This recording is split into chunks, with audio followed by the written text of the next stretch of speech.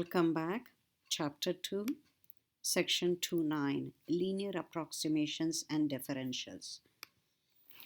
We have seen that a curve lies very close to its tangent line near the point of tangency. In fact, by zooming in toward a point on the graph of a differentiable function, we note that the graph looks more and more like its tangent line. This observation is the basis for a method of finding approximate values of functions. The idea is that it might be easy to calculate a value fa of a function, but difficult or even impossible to compute nearby values of f, right? So let's see what that means. So here is your curve and your tangent line. So close enough to A, the curve and the line are very similar, right? They are essentially the same. If you zoom in, then you might see that they are almost very close, right? So curves are usually more difficult to calculate values of, whereas line, it's a line. Line is a linear equation, so it's much easier to play with it. Okay. So now here is use the tangent line. So notice they have simplified equation of tangent line. Y minus y coordinate equals slope times x minus x coordinate. So instead of y minus y coordinate, they have moved that negative y coordinate to the right hand side. So this is equation of the tangent line. In other words, fx is approximately same as this. That's what we just said.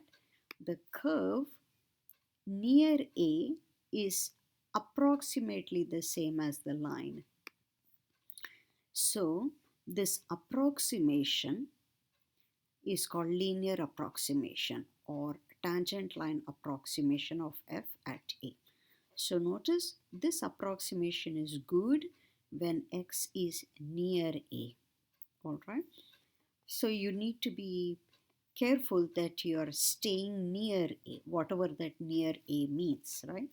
But you need to be, this is simply an approximation. What it means is the farther you go from A, this approximation gets worse. That is, you're not very close in your approximation, okay? So it's best to be near A to approximate. So this equation, this expression, linear function, you see, power of x is 1. That's a constant and that's a number, right? This is a linear function. It is called linearization. It's quite easy to remember. Lx is fa plus f prime a x minus a. So for example, you want to find linearization of square root x plus 3 at a equals 1. Now, suppose you want to find square root of 3.98 or square root of 4.05. So notice these numbers are very close to 4. So you are using this function when a is 1. All right. So my function fx is x plus 3 power half. Derivative is half x plus 3 power negative half, which is 1 over 2 square root x plus 3. So we know that f at 1, if I plug in 1, I get square root 4, which is 2.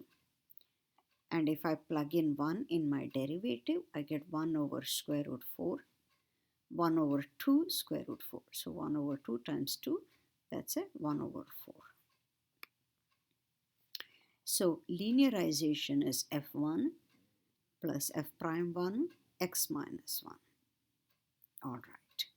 This is, they have just simplified it. Now, so square root x plus 3 is approximately equal to 7 over 4 plus x over 4 when x is near 1. Okay. Now you want square root of 3.98.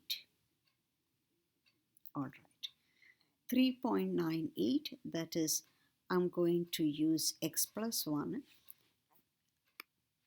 x plus 3 to be 3.98. So instead of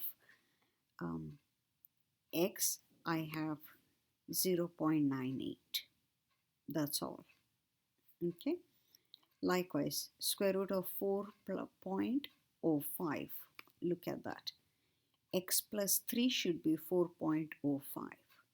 So x should be 1.05. That's all we have done. So it's easy to calculate in a linear equation. Okay.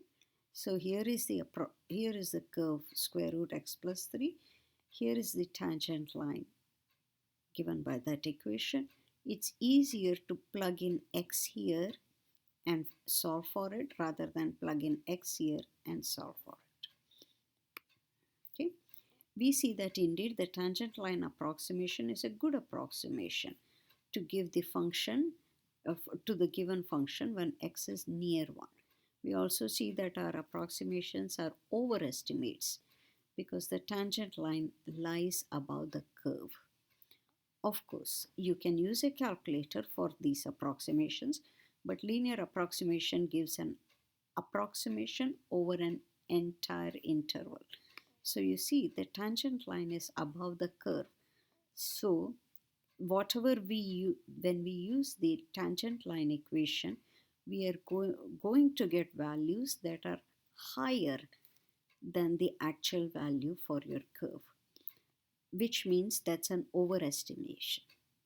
Also, in a calculator, while you can find calculator to find this value or this value, a linear equation gives you values for an entire interval. What that means is you are able to say, use this as an approximating function for this. All right. You can use the table. Here are different values of x values, and you will get from Lx these values, and actual values are these values. So notice they are pretty close. All right. The tangent line approximation gives good estimates when x is close to 1, but the accuracy of the approximation deteriorates when x is farther from 1. So suppose I'm going to go further from far away. 2.44. Now that is slightly not good as an approximation. Likewise, this is slightly better. This gets even better. This gets even better. Okay? All right. Now the next example shows that by using a graphing calculator or computer, we can determine an interval throughout which a linear approximation provides a specified accuracy. So you want good accuracy. What is good accuracy? So you have to tell me how much you are willing to go off. That is, you see, this one you're off by quite a bit. So you need to tell us how much you are willing to go off. Is this difference acceptable to you, or do you want to stay within this difference? So depending on what difference from the actual value you're willing to tolerate, you get your x values to be controlled. Okay, so that's what we want to be able to say. Okay, so let's come to that argument in a few minutes in our next video. All right.